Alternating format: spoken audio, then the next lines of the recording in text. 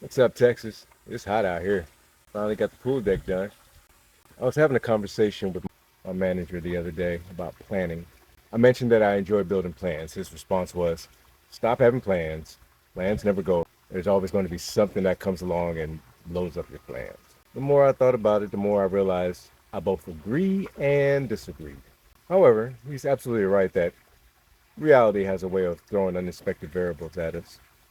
Equipment fails, people get sick, priorities shift, emergencies happen, life rarely follows the script we imagined. I don't think that's an argument against having a plan. I think it's an argument against expecting your system to never change. To me, there are four different things at work. Intent. What was you ultimately trying to accomplish in the first place? Then there's the plan. How do we currently believe we can accomplish the intent? Then there's the system, the repeatable process that supports the plan. And following that, you have adaptation, the adjustments we make when reality introduces something we don't anticipate.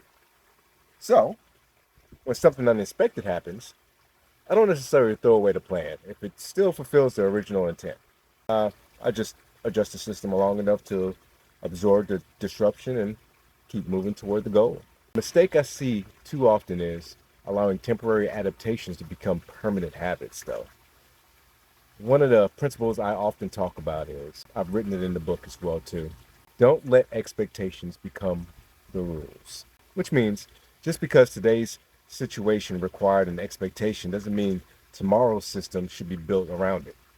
That's just crazy. If the disruption becomes a reoccurring pattern, then improve the system. However, if it's simply an execution, return the system to its normal rhythm once the problem is passed. I would say that's simple. Life is rarely that simple. That's how I do things.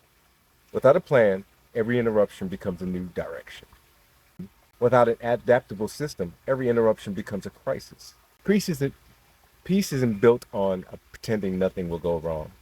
It's built on creating systems that are disciplined enough to stay focused on the intent while remaining flexible enough to absorb the unexpected. That's one of the critical ideas behind the architect of peace. Stabilize the work, adapt when necessary, assess what happened.